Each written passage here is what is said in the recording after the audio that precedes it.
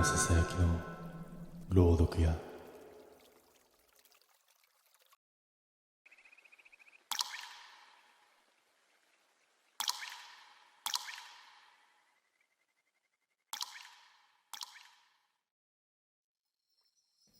山に囲まれたその村は、地図の上ではただの空白に近かった。電車は通っていないし、最寄りのバスも一日に数本しか来ない。外から人が来る理由なんてほとんどない場所だった。俺、高瀬直人がそこに来たのは仕事の都合だった。古い民家を改装するプロジェクトに参加することになり、しばらくの間、村に滞在することになったんだ。最初に違和感を覚えたのは到着をした日の夜だった。村の人間は妙によそよそしく、それでいてどこか監視をしているような視線を向けてくる。なんか変なとこだな。そうつぶやいた俺に隣の老人が低く言った。夜は出歩かん方がいいぞ。振り向くと、そこにいたのは佐伯光一という老人だった。この村で長く暮らしているらしく、何かと世話役のような立場にいるらしい。別にコンビニ行くくらいなら。ない。即答だった。俺は少し笑ったが、光一の表情は冗談を許さないものだった。特に川には近づくなよ。川ですか？ああ、午前2時だ。そこで初めて光一は俺の目をまっすぐと見た。その時間に行くと呼ばれるぞ。一瞬意味がわからなかった。呼ばれるって誰に？だが光一はそれには答えなかった。ただぽつりとこう言っただけだ。名前を呼ばれるんだ。その夜俺はなかなか眠れなかった。静かすぎるんだ。都会の生活に慣れた耳にはこの音のなさがかえって不気味だった。時計を見ると午前1時50分。ふと昼間の話が頭に浮かぶ。午前2時に川へは行くな。俺は苦笑した。くだらねえ。そう思いながらも妙に気になってしまう。こういう曖昧な警告ほど人の好奇心を刺激する。俺は気がつけば上着を羽織って外に出ていた。夜の村は昼間とはまるで別の場所のようだった。明かりはほとんどなく、空気は冷たく、何より人の気配が完全に消えている。道を下ると、やがて川の音が聞こえてきた。サラサラっと水が流れる音。その音に引き寄せられるように、俺は足を進めた。そして川に着いた。誰もいない。ただ水の流れる音だけが響いている。なんだよ、何もないじゃん。そうつぶやいた瞬間だった。なおと。背後から声がした。俺の体がピタリと止まる。今のは、なおと。もう一度聞こえた。はっきりと俺の名前を呼んだんだ。振り返るが誰もいない。気のせいかな。そう言い聞かせようとしたその時、なおと。今度はすぐ後ろで耳元で囁くように聞こえてきた。反射的に振り向いたが、やっぱり誰もいなかった。ただ、川の水面に何かが映っていた。自分の姿、そのすぐ後ろに誰かが立っている。俺は息を飲んだ。だが振り向いてもそこには何もいない。なおと。また声。今度は水の中からだった。水面が揺れ、歪み、その奥から顔のようなものが浮かび上がる。目も口も曖昧なのに確かにこちらを見ている。そしてそれは口を開いた。見つけた。次の瞬間、俺は走っていた。何が起きたのか理解する余裕もなく、ただ本能的に逃げ出していた。後ろを振り返る勇気はなかった。ただ耳元でずっと声がする。ナオト、ナオト。家に戻り、鍵を閉め、布団に潜り込んでもその声は止まなかった。いや、むしろ近づいてくる。壁の向こうから、天井から、床の下から。そして、ここにいるよ。すぐ隣で聞こえてきた。翌朝、俺は青ざめた顔で目を覚ました。夢だったのか。そう思いたかったが、すぐに違うと分かった。喉がひどく渇いている。全身に冷たい汗が残っている。そして何より、耳元でかすかに声がする。ナオト。俺は震える手でスマートフォンを掴んだ。電波はある。よし、帰ろう。こんな村すぐに出てやる。そう思い、荷物をまとめて外に出た。だが、村の出口に続く道が見つからなかった。昨日通ったはずの道がないんだ。何度歩いても同じ場所に戻ってくる。なんでだよ。焦りが募る。その時背後から声がした。いけんよ。振り返ると佐伯光一が立っていた。その顔にはどこか諦めたような色が浮かんでいる。だから言ったろ。呼ばれたら終わりなんだ。俺は叫んだ。なんなんだよあれ。なんでこんな。光一は首を振った。お前は外に出すためのもんじゃない。は？この村はな、中に留めておくためにある。風が吹いた。どこからともなくあの声が混じる。ナオト。すぐ後ろで。俺は振り向いた。そこにいたんだ。水に濡れたような形の定まらない影。顔のないそれがゆっくりと手を伸ばしてくる。一人増えたな。これでしばらくは大丈夫だ。光一がぽつりと言った。その意味を理解するより早く影の手が俺の肩に触れた。冷たい。ありえないほど冷たい。やめてくれ。声にならない声が漏れる。影は俺の耳元に顔を近づけた。そして優しく囁く。見つけた。次の瞬間、俺の姿はそこから消えた。その夜村の川辺に新しい影が一つ増えていた。水面の中でゆらゆらと揺れながら、それは通りかかる誰かに向かって静かに名前を呼び始める。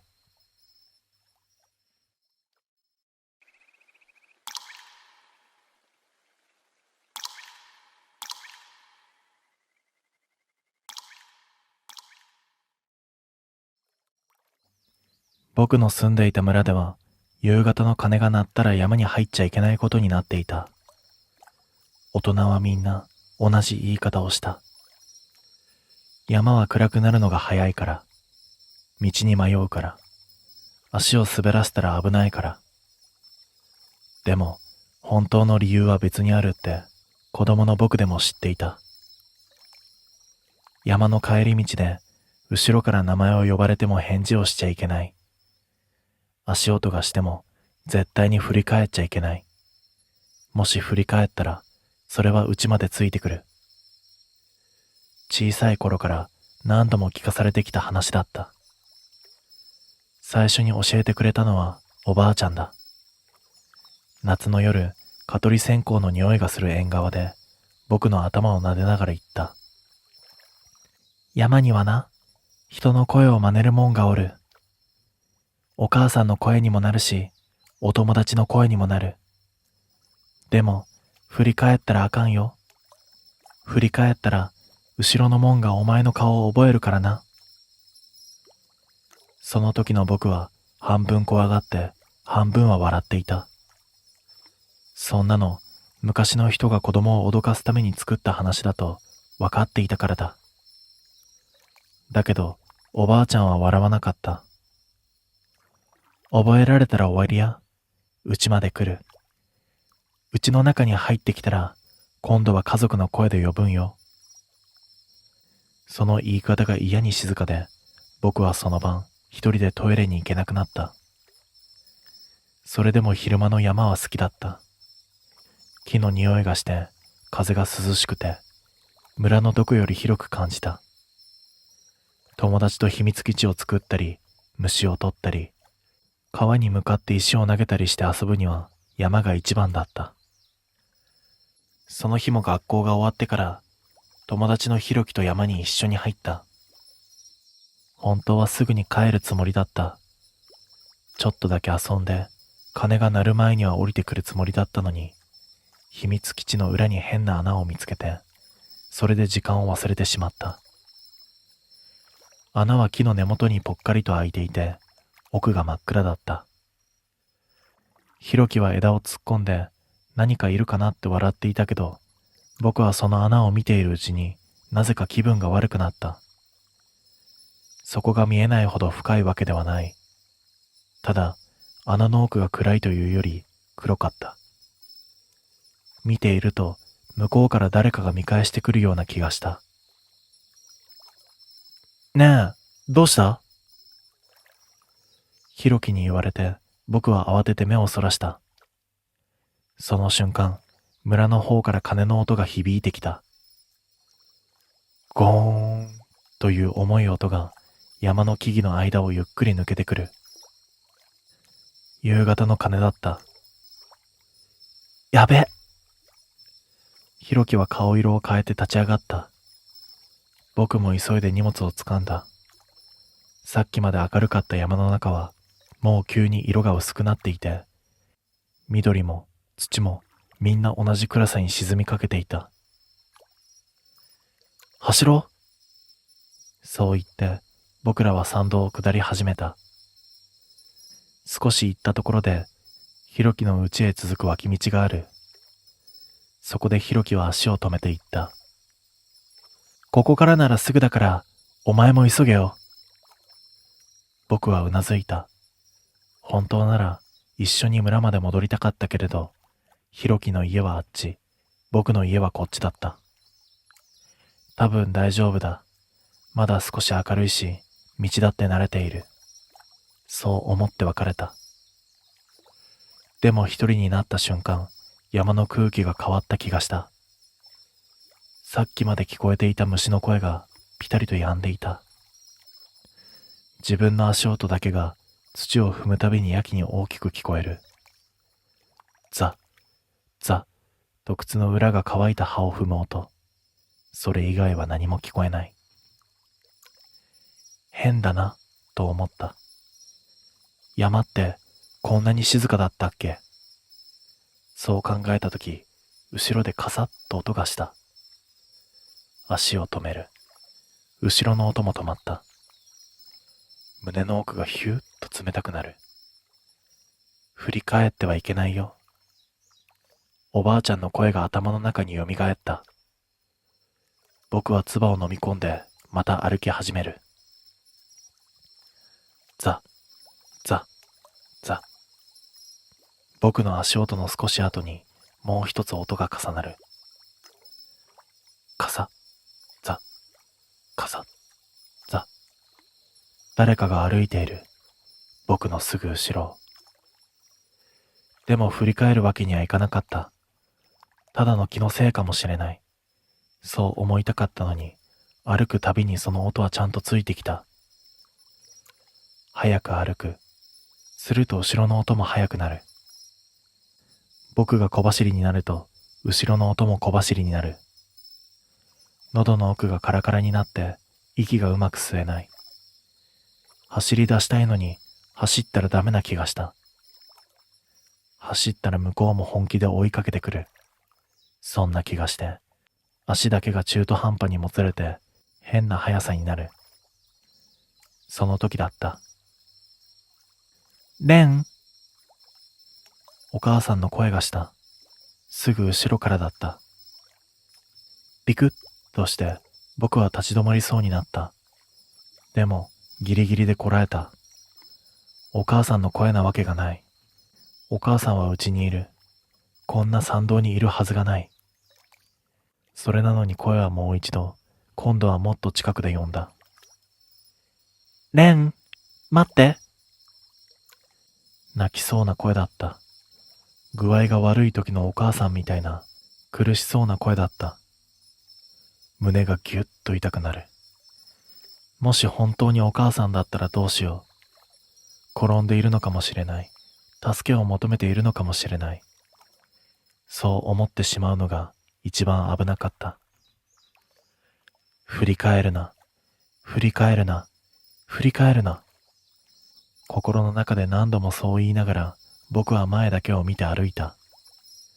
すると今度は別の声がしてきた。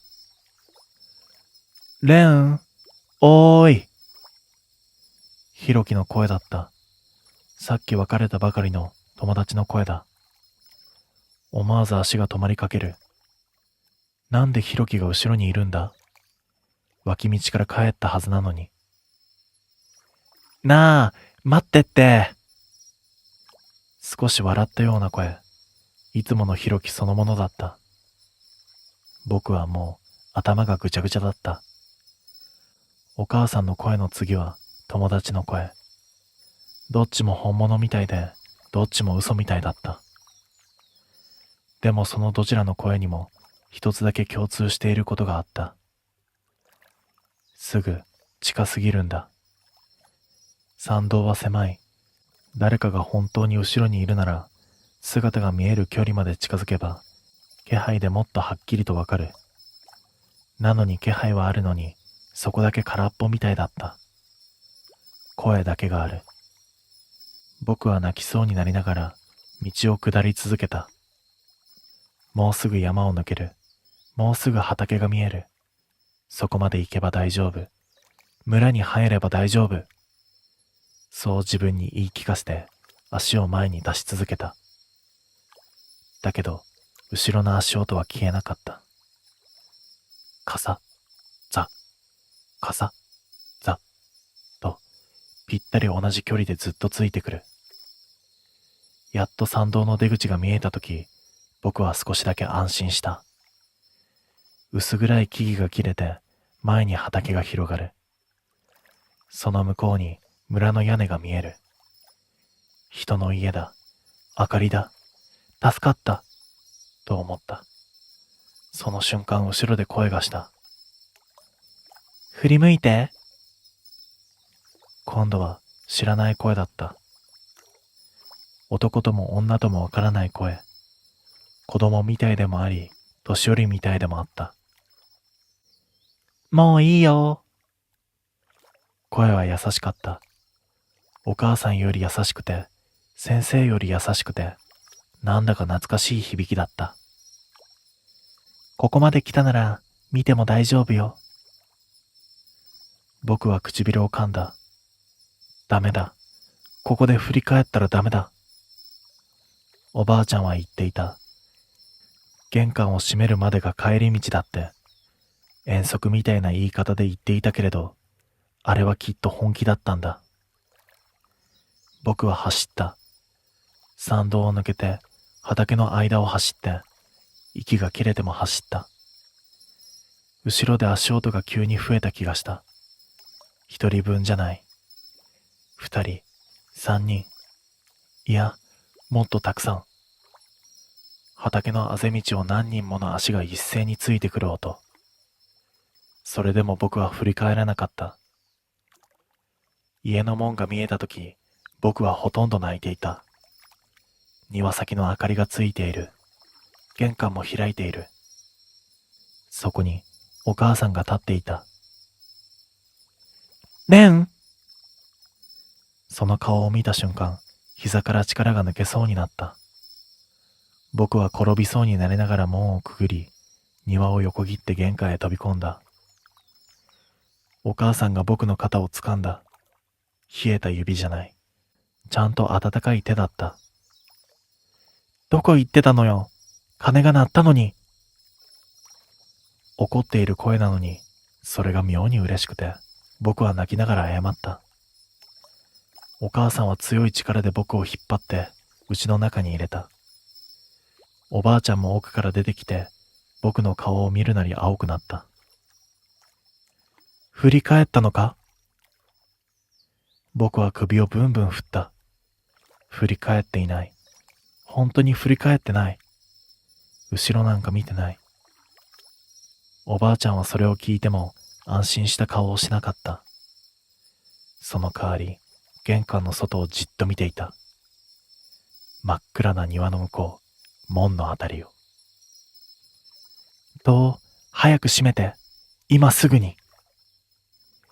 その声にお母さんが玄関の引き戸を閉めた。がらりと扉が閉まって鍵がかかる。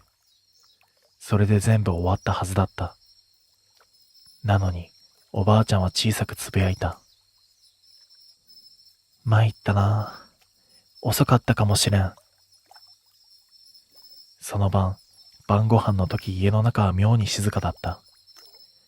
いつもならお父さんが仕事の話をして、お母さんがため息をついて、おばあちゃんがそれに文句を言う。そんな当たり前の音があるのに、その日はみんな無口だった。僕だけが何度も後ろを気にしていた。誰もいないのに、廊下の奥に気配がある。台所の流しのあたり、襖の向こう、暗いところに誰かが立っているような感じがする。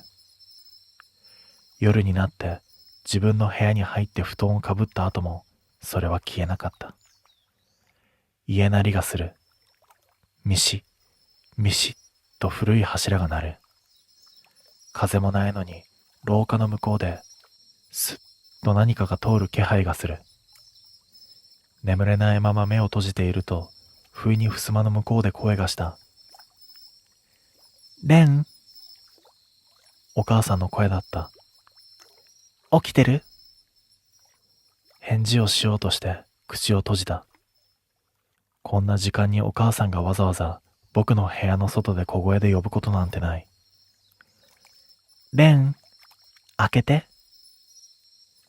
優しい声だった。でも、どこか変だった。声に息が混じっていない。人が話す時のかすかな喉の擦れる音とか、口の開く感じとか、そういうものが何もなくて、ただ形だけお母さんの声をしているみたいだった。僕は布団を頭まで引き上げた。レン。また呼ばれる。ねえ、レン、開けて。襖をツーッと何かが撫でる音がした。爪ではない、指でもない。濡れた布みたいなものが表面をなぞっているような音だった。そしてその後、足音がした。トン、トン、と、ゆっくりと廊下を歩いていく。部屋の前から離れていった。そして僕は朝まで一度も目を開けられなかった。だけど翌朝変だったのはお父さんだった。朝ご飯の席に来ない。お母さんが起こしに行っても返事がない。おばあちゃんも一緒に見に行ってしばらくして戻ってきたとき、二人とも変な顔をしていた。お父さんは？と僕が聞くと、お母さんは、仕事に早く出たのよ、と言った。でもおばあちゃんはその時、僕を見なかった。その日の夜もお父さんは帰ってこなかった。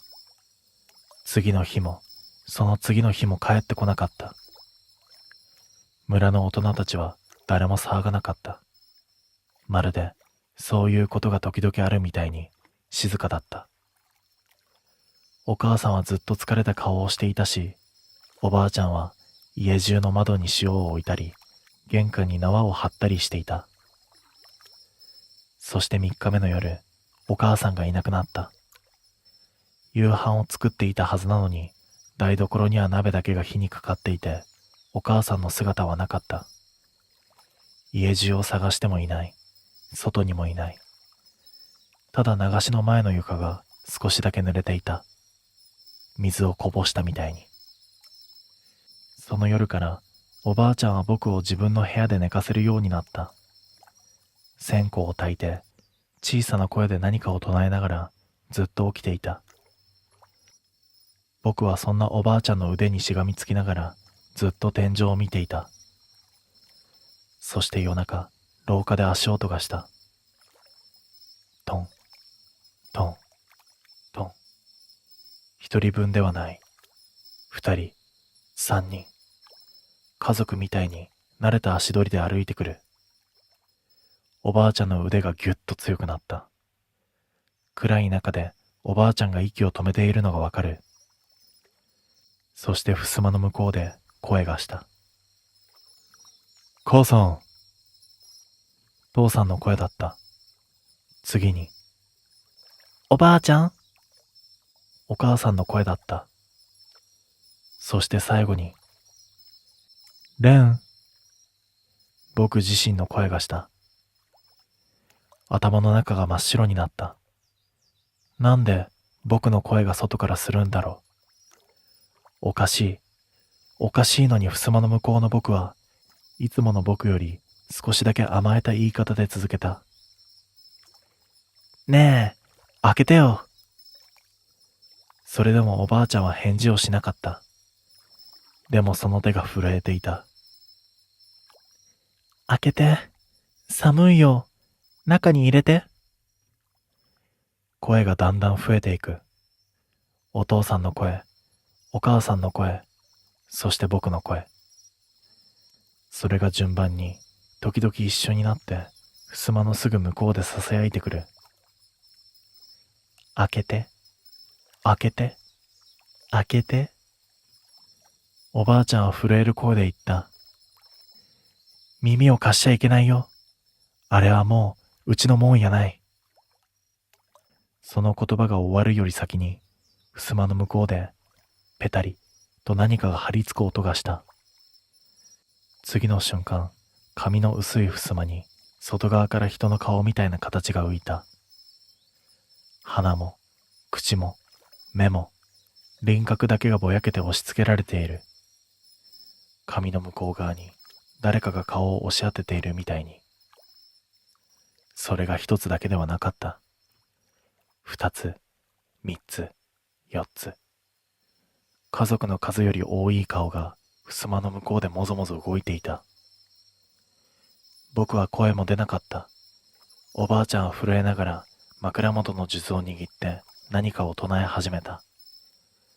すると、襖の向こうの声がピタリと止まった。静かになった。あまりに急に静かになったから逆に耳の奥が痛くなるほどだった。その静けさの中でおばあちゃんが小さく息を吐いた。その時、僕のすぐ後ろで声がした。振り返ったね。耳のすぐ近くだった。冷たい息が首にかかる。僕は悲鳴を上げて前に転がった。でも、その時にはもう遅かった。おばあちゃんがありえないものを見る顔で僕の後ろを見ていた。目をカッと見開いて、口を半分開けて、声も出せずに。その視線の先に何がいたのか僕は見えなかった。僕は見なかった。見る勇気がなかったんだ。でもおばあちゃんの顔がゆっくり歪んでいくのが分かった。泣くような、怒るような、諦めるような顔だった。そうか。それだけ言っておばあちゃんは目を閉じた。そして次の朝、おばあちゃんもいなくなった。家には僕一人だけが残った。そう思っていた。昼過ぎに玄関が開いた。ガラリと戸が鳴って、お母さんが入ってきたんだ。レン、何してるの？いつもの声だった。夕飯の買い物袋を下げて少し怒った顔で立っている。そしてその後、お父さんも帰ってきた。仕事着のまま疲れた顔で靴を脱いでいる。なんだ、泣いていたのか？それもいつもの声だった。でも僕は何も言えなかった。二人の足元が少しだけ濡れていたからだ。靴の裏からポタッポタッと水が落ちている。土ではない、泥でもない、川の水みたいにさらっとした水が。お母さんは笑って台所へと向かった。お父さんはそのまま居間に座った。どっちも何も変わらないみたいに動いていた。でも分かった。あれはお父さんじゃない。あれはお母さんじゃない。じゃあ、どこから入ってきたんだろう。玄関は閉まっていたのに、窓だっておばあちゃんが全部縄を張っていたのに。考えて僕は思い出した。昨夜、耳元で声を聞いたとき、おばあちゃんの前に転がる前に、ほんの一瞬だけ、僕は振り向いてしまっていたんだ。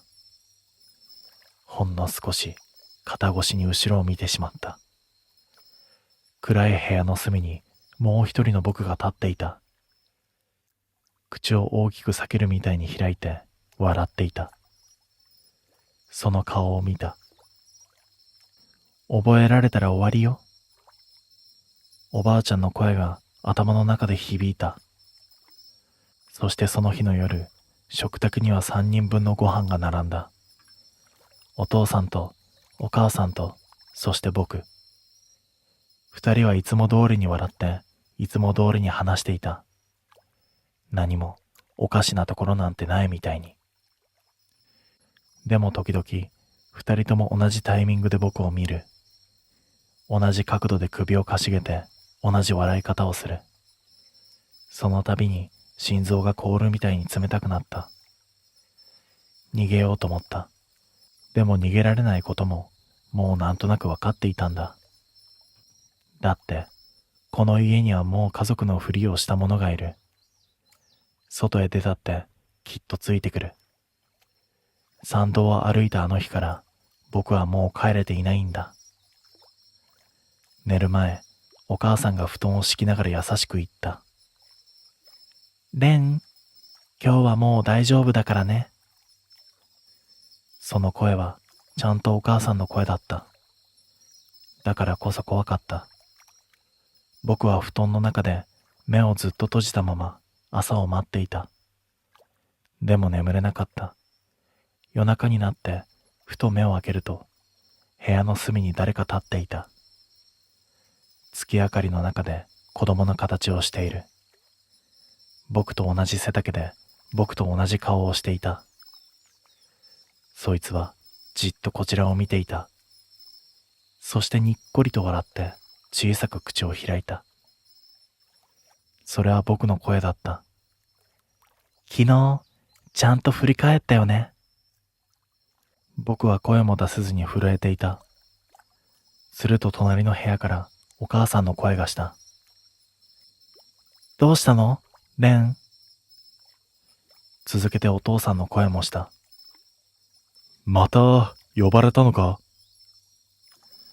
どっちも優しい声だった。優しくて、優しすぎて、人の声ではないみたいだった。部屋の隅の僕は、それを聞いて嬉しそうに笑った。それからゆっくりと僕の方へと近づいてきて、耳元で囁いた。もう、この家には入ってるよ。その瞬間、襖の向こうからお父さんとお母さんの足音が聞こえた。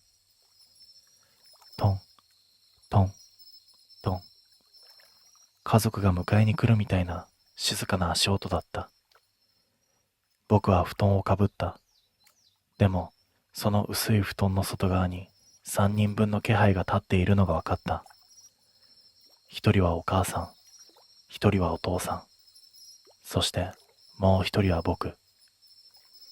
朝になったら誰が残っているんだろう。それを考えたまま僕は朝まで目を開けられなかった。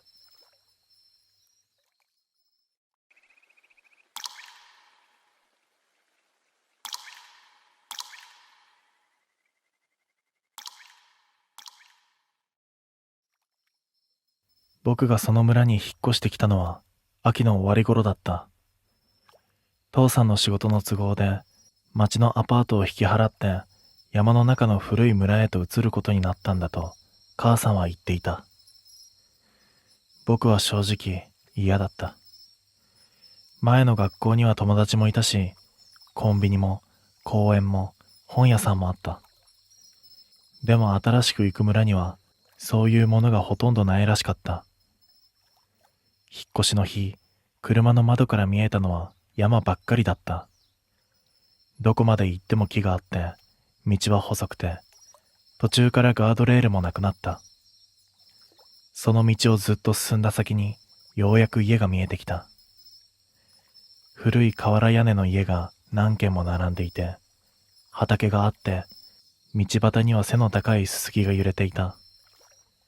夕方の光が村中を黄色くしていて、綺麗といえば綺麗だったけれど、なんだか昔の写真の中に入り込んでしまったみたいだった。村の入り口には木の看板が立っていた。歓迎、月ヶ沢へようこそ。そう書いてあった。その下に小さく白い字で、現在の人口108人と書かれていた。僕はその数字を見てなんとなく覚えた。108人。少ないな、と思った。クラス4つ分しかいない。でもその時はそれだけだった。村の人たちは僕らを随分親切に迎えてくれた。家の前まで何人も出てきて、野菜だの漬物だのを持ってきてくれる。年寄りも多かったけれど、みんなニコニコしていて、母さんはすぐに安心したみたいだった。いい人たちばかりでよかったわね。そう言って、もらった大根を台所へと運んでいた。父さんも、これなら静かで仕事に集中できる、と機嫌が良かった。でも僕は、その日から少しだけ変だと思っていた。村の人たちはみんな親切なのに、誰も長く僕の顔を見ないんだ。はじめまして、と言ってくれる。頭も撫でてくれる。笑いかけてもくれる。でもその後すぐに、ふっと目をそらすんだ。まるで、あんまりはっきり覚えないようにしているみたいに。それと、子供が少なかった。引っ越しの手伝いに来ていた人たちの中にも、子供は一人もいなかったし、家の前の道にも遊んでいる子供の声が全然しなかった。村の規模を考えたら、もっといても良さそうなのに。この村って子供いないの？荷物をほどきながら聞くと、母さんは段ボールの中を見たまま答えた。いるわよ。学校もちゃんとあるって聞いてるし、人数は少ないんじゃない？その言い方は軽かったけれど、僕はなんとなく、そういう少ないって感じじゃない気がしていた。いるけど見かけない。そうじゃなくて、最初からあまりいない。そんな感じがした。次の日、僕は父さんと一緒に村の学校へと行った。月ヶ沢小学校と書かれた木の表札が門のところにぶら下がっていて、校舎は思ったよりもずっと古かった。窓ガラスがところどころ曇っていて、廊下を歩くと、ミシミシとなった。先生は優しい人だった。笑うと目尻にシワが寄る。細い男の先生で、僕を職員室に呼んでくれて、転入の書類を見ながら言った。じゃあ、今日から5年生だね。よかったよ。これで人数が合う。え？と聞き返すと、先生は一瞬だけ黙って、それから笑った。ああ、いや、ちょうどいい人数になったってこと。気にしなくていいよ。その、ちょうどいい人数っていう言い方が僕は少し気になった。5年生の教室には僕を入れて4人しかいなかった。男の子が1人、女の子が2人。教室は広いのに机の数は少なくて、なんだか歯が抜けた口みたいだった。みんな親切ではあった。名前を聞いてくれたし、どこから来たのかも聞いてくれた。でもどこか変だった。僕が、前の小学校では27人いたよ、と言ったとき、みんなほんの少しだけ顔を見合わせたんだ。それは驚いた顔ではなくて、そんなにいて大丈夫なのというような変な顔だった。休み時間に、ユウトっていう同じクラスの男の子が僕に学校の裏を案内してくれた。畑や古い倉庫や誰も使っていないブランコのところを見せてくれた後で、校庭の隅に立っている掲示板を指さした。そこには行事予定と一緒に白い紙が貼られていた。現在の村の人口108人。やっぱりその数字だった。これ、なんで貼ってあるの？僕が聞くと、ユウトはすぐに答えなかった。土をつま先でこすってから小さな声で言った。毎日変わることもあるから。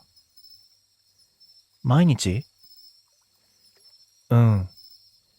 そんなに人出たり入ったりするの？そう言うと、ユウトは首を振った。その顔が少しだけ青く見えた。出たり入ったりっていうか、合わせるんだよ。何を？人数。そう言ってから、ユウトは、しまった、という顔をした。そしてそれ以上は何も話さなかった。そしてその日の帰り道、僕は村の家を一軒ずつ数えてみた。小さな家、大きな家、畑の脇の野屋みたいな家。でも途中で分からなくなった。道は途中で分かれているし、山の方にも家があるらしかったからだ。ただ、どの家の前にも小さな木札みたいなものがかかっているのが見えた。家の名字が書かれてある札。でも中には何も書いていない真っ白な札をかけた家もあった。そのことを父さんに話すと、昔から風習でもあるんだろう、とあまり気にしていない様子だった。母さんも、こういう村にはこういう村のやり方があるのよ、と言った。でもその夜、夕飯の時に村長さんが挨拶に来た時、僕は変なことを聞いてしまった。村長さんは背の低いおじいさんで、ずっとニコニコしていた。父さんと母さんに向かって村のこと、畑のこと、冬の雪のことなんかを話していたけれど、帰り際にふっと真面目な顔になってこう言ったんだ。月の終わりには寄り合いがあります。新しく来たうちにも決まりは聞いておいてもらわんと。父さんが、決まりですか？と聞くと、村長さんはうなずいた。この村は昔から人数を合わせて暮らしてきました。ここで生きるなら、それだけは守ってもらわんと困る。その言い方は笑ってはいなかった。父さんも母さんもその場で曖昧にうなずいていた。でも、その後二人とも少し黙っていた。寄り合いがあるという日の前から、村の空気は妙に落ち着かなくなった。大人たちは夕方になると早く家へ入るし、学校でも先生が何度も時計を見ていた。給食の後、先生は教室の前に立って僕らに言った。今日は放課後、まっすぐ家に帰ること。道草しないでね。あと、夜に外へ出ないこと。それは別におかしな注意じゃなかったけれど、先生の声が少し震えていたのが気になった。家へ帰ると、母さんは昼間から着替えていた。父さんも仕事を早く切り上げて、居間で村長さんにもらった紙を読んでいた。白い紙に筆で何か書いてある。僕が後ろから覗こうとすると、父さんは慌てて紙を裏返した。子供は気にしなくていい。そう言ったけれど、その顔色は良くなかった。寄り合いって何するの？ああ、話し合いだよ。何の？父さんはしばらく黙っていたが、やがて小さく言った。村のことだ。それだけだった。夜になると家の外を人が歩く音が増えた。ザッ、ザッと砂利を踏む足音。低い話し声、戸の開く音。僕は2階の部屋の窓からそっと外を見た。村の集会所の方へ何人も歩いていくのが見えた。男も女も年寄りもみんな同じ方向へ向かっている。懐中電灯の明かりが闇の中で小さく揺れていた。寄り合いが始まってから1時間くらい経った頃、僕は喉が渇いて目を覚ました。家の中はしんとしていた。父さんと母さんがいない。きっとまだ寄り合いから帰っていないんだと思った。階段を降りて台所へ行こうとしたとき、玄関の方から声がした。小さく、ひそひそと話す声。父さんだった。母さんもいた。二人とも帰ってきていたんだ。でも、どうしてかすぐ家の中へは入らず、土間のあたりで話をしていた。僕は階段の途中で足を止めた。こっそり聞くつもりではなかったけれど、二人の声は思ったよりはっきりと聞こえた。うちは新しく入ったうちだから候補に入るのは仕方がないって。母さんの声だった。泣きそうな押し殺した声だった。父さんが答えた。でもまだ来たばかりだぞ。そんなの関係ないって言われたじゃない。今月は109人だから一人減らさなきゃいけないって。僕の胸がドクンとなった。109人、一人減らす。よそのうちからにしてもらえないの？無理だ。順番だと言っていたじゃないか。順番って人を減らすのに順番って何よ？母さんの声はかすれていた。父さんはしばらく黙って、それからものすごく小さな声で言った。多数決になる。その瞬間、自分の足の裏が冷たくなるのが分かった。何の話をしているのか、すぐには理解ができなかった。したくなかったと言った方が近いのかもしれない。でも次の母さんの言葉で嫌でも分かった。候補は4人分だって言ってたわね。4人。父さん、母さん、そして僕。いや、もう一人は誰だ？そう思ったけれど、すぐに気づいた。姉ちゃんだ。姉ちゃんは今、中学の寮に入っていて、このうちにはいない。でも、家族の人数には入っている。候補は4人分。その中から1人を減らす。僕は息を止めたまま階段の陰にしゃがんだ。玄関で髪の擦れる音がした。父さんが何かを広げたらしい。村長のところで書いた表だ。見せて。それからしばらく沈黙があって、それから母さんが、あっと短く息を飲んだ。嘘。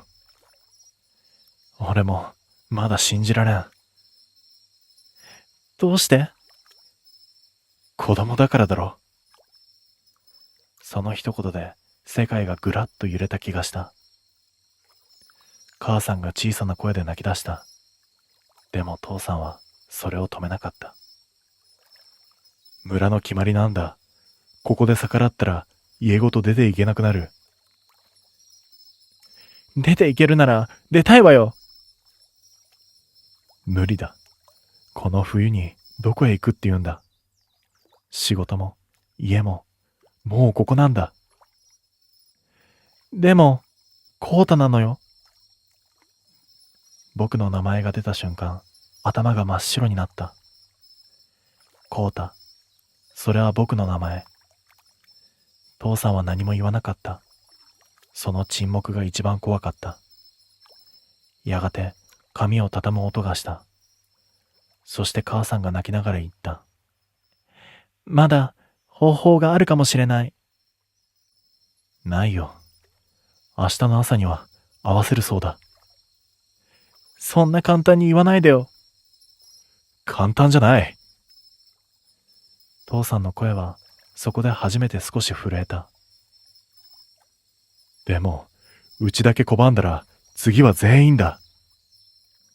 その後二人はしばらく何も話さなかった。僕はその場から動けなかった。寒かった。なのに汗が出た。ようやく二人が家に入ってきた気配がしたとき、僕は音を立てないように2階へ戻って、布団の中へ潜り込んだ。心臓の音が大きすぎて、布団の外にまで聞こえてしまうんじゃないかと思った。自分が明日の朝には減らされる。そう考えてもどういう意味なのか、まだどこか現実じゃなかった。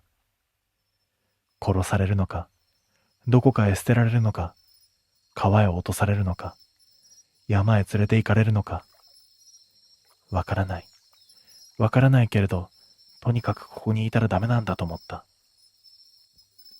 夜が明ける前に逃げよう。僕はそう決めた。でも、怖くて一睡もできなかったせいで、気がついた時にはもう外が少し明るくなっていた。鳥の鳴く声がしていた。家の中は静かだった。僕は布団を跳ねのけて立ち上がり、ランドセルも持たずに階段を降りた。玄関へ行こうとした時、居間の襖が開いて母さんが出てきた。僕を見ると母さんはピタリと止まった。その顔を見た瞬間、僕は叫びそうになった。泣いた跡があるのに、表情だけが妙に穏やかだったからだ。起きたの？コウタ？いつも通りの声だった。僕は一歩下がる。どこ行くの？学校。自分でもびっくりするくらい普通の声が出た。母さんは少しだけ首をかしげた。その仕草が昨日までと全く同じで余計に怖かった。あらそう？じゃあ朝ごはん食べていきなさい。台所から父さんの声もした。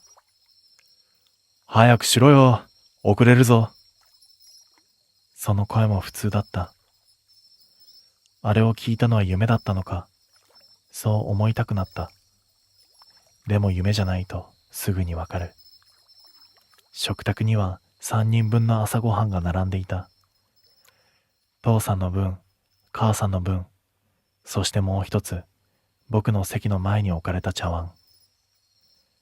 それなのに、母さんは僕を見るたびに、ほんの少しだけ目を細める。それは、初めて会った人の顔を確認するみたいに。父さんもそうだった。目が合う。でもすぐにそらす。まるで、覚えないようにしているみたいに。僕のこと、わかるよね？思わずそう言うと、母さんは箸を持つ手を止めた。何言ってるの？変なこと言わないの。その返事はいつも通りだった。なのにそこには温度がなかった。朝ごはんを半分も食べられないまま僕は学校へと向かった。逃げればよかったのかもしれない。でも、どこへ逃げればいいのかわからなかった。村を出る道は一本しかないし、その道の先に何があるのかもしれない。それに、まだどこかで学校へ行けば何か変わるかもしれないと思っていた。校門をくぐると、先生が玄関の前に立っていた。おはようございます。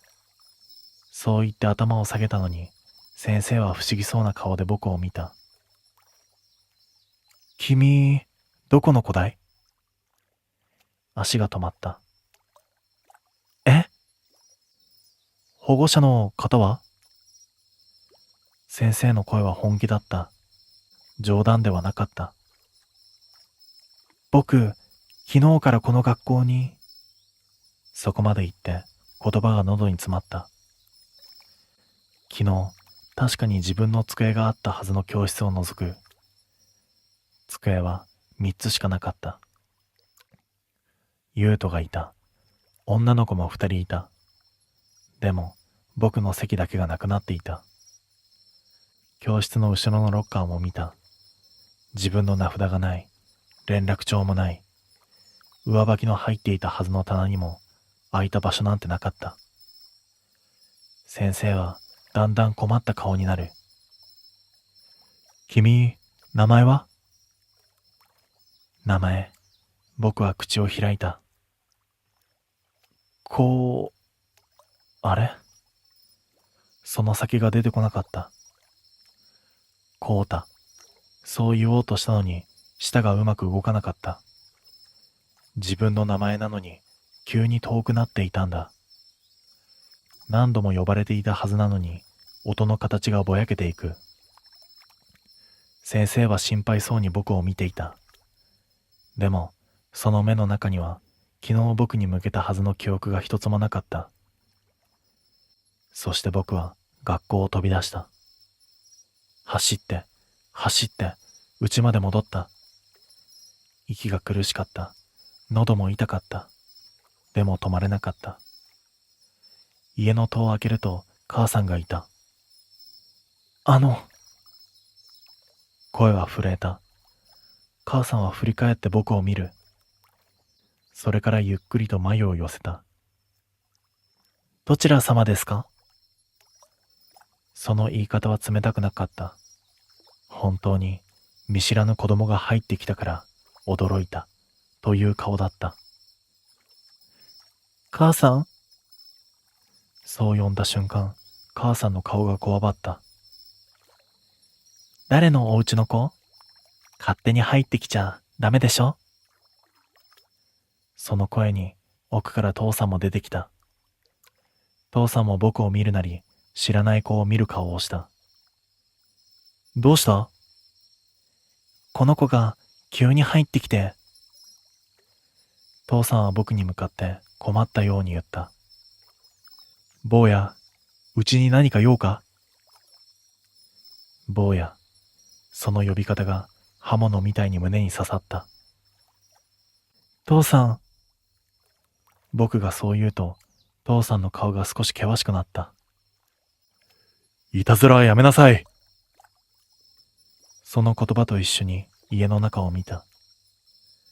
靴箱の上にあったはずの家族写真が見えた。それは去年、姉ちゃんが寮に入る前に撮った写真。父さん、母さん、姉ちゃん、そして僕。そのはずだった。でも写真には3人しか写っていなかった。父さんと母さんと姉ちゃん。その真ん中にあるはずだった僕の姿だけが最初からそこにいなかったみたいにきれいに消えていたんだ。僕はふらふらと自分の部屋へと向かった。でもその部屋はもう自分の部屋ではなかった。机もベッドもなくなって段ボールと古い座敷布団が積まれていた。そこは物置になっていたんだ。壁に貼っていたサッカー選手のポスターもなかった。本棚もない。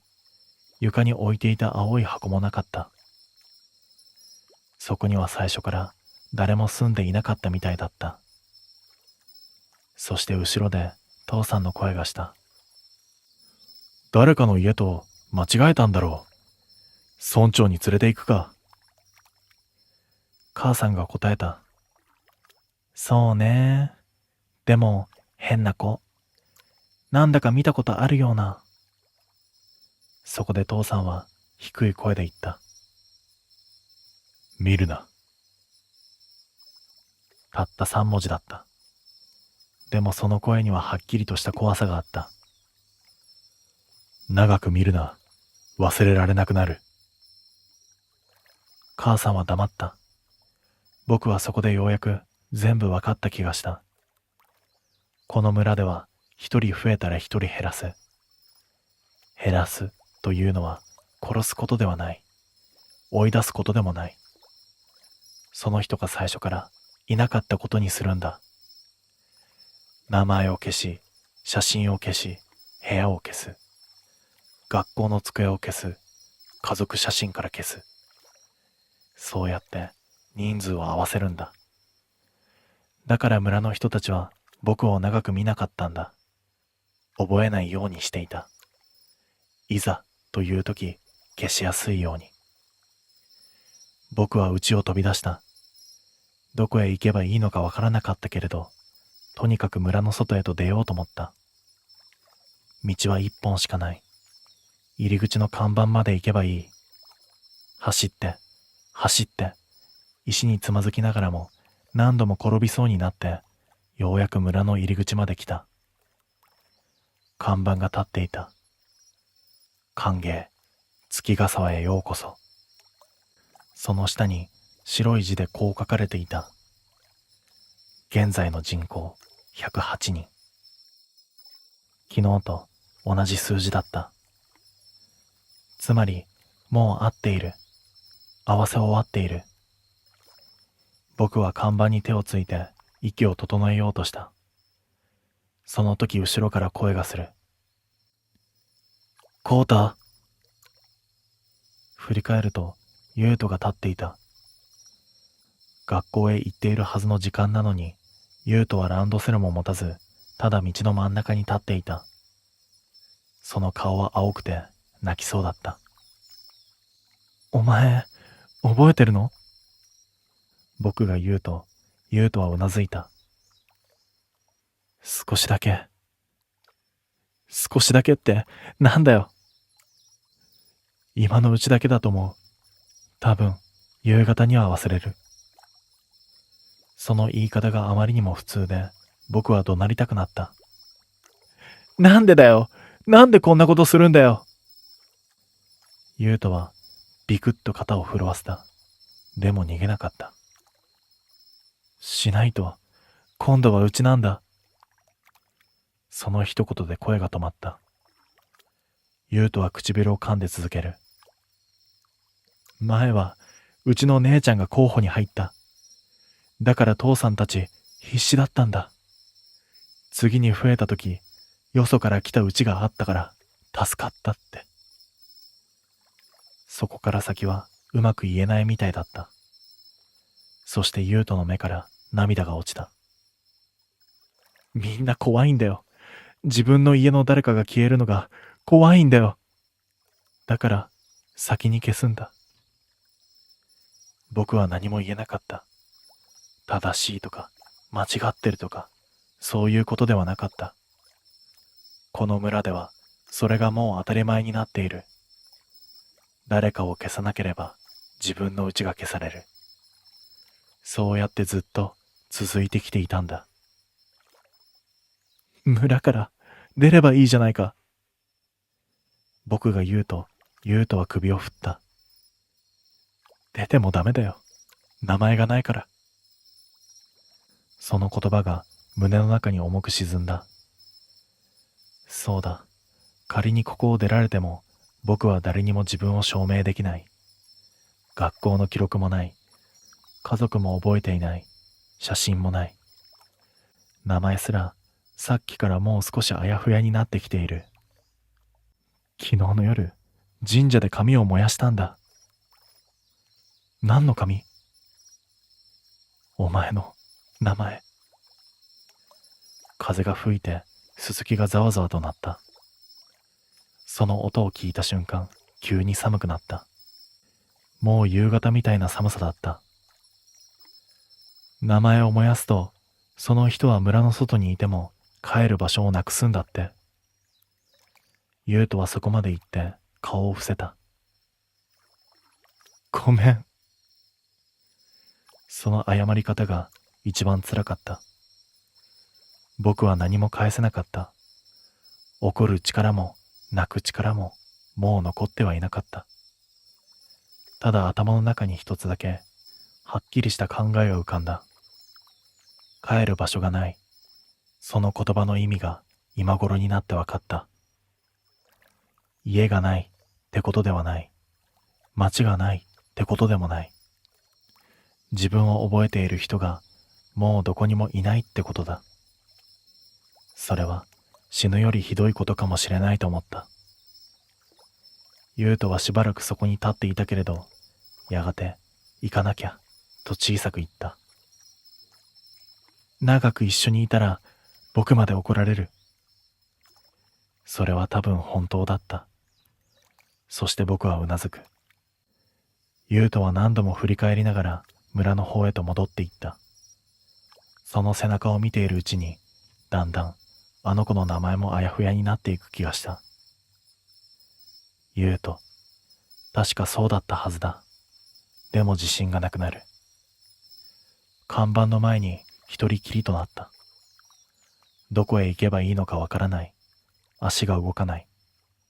その時、看板の横にある掲示板に新しい紙が貼られているのが見えた。朝にはなかったはずの紙だった。近づいてみる。墨で丁寧な字が並んでいた。今月の寄り合い、決定事項。人口調整完了。各家、以後この件に触れぬこと。記憶の混乱がある場合は名札を見よ。その下に小さな名札が何枚もぶら下がっていた。家ごとの名字が書かれている。佐藤、三田、古橋、西野。そして一枚だけ真っ白な札があった。何も書かれていない札。家の前にかかっていたあの白い札と同じだった。僕はその札を見た瞬間、背中がゾッとした。あれは空っぽの家なんかではなかったんだ。消された人が出た家なんだ。名前を一つなくしたうちの印なんだ。もしかしたらこの村にはもうそうやって消された人が何人もいたのかもしれない。108人を守るために、そして誰かのうちを守るために。風がまた吹いた。白い札がカランとなる。その音を聞いたとき、急に自分の名前の最後の音が遠くなった。こうだ。いや、違うのかもしれない。何だったっけ。母さんが呼ぶ時の声が思い出せない。父さんが怒る時の言い方ももうぼやけている。僕は慌てて口の中で何度も自分の名前を言おうとした。でも、うまくつながらなかった。喉の奥がカラカラになって声にならない。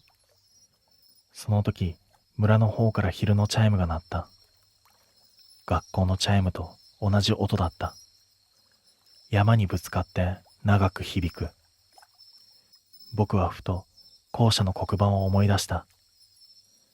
朝、先生の後ろにかかっていた黒板。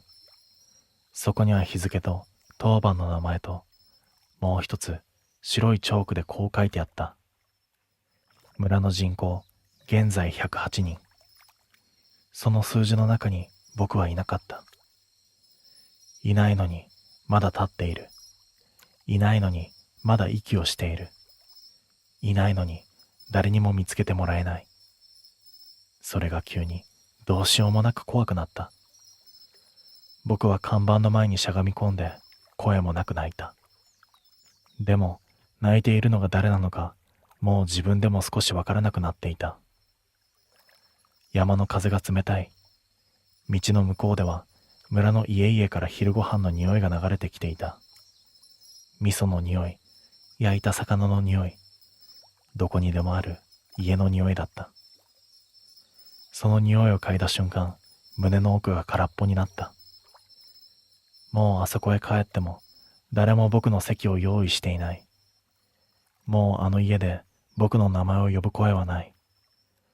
僕はもう一度自分の名前を思い出そうとした。けれど、とうとう最後まで思い出せなかった。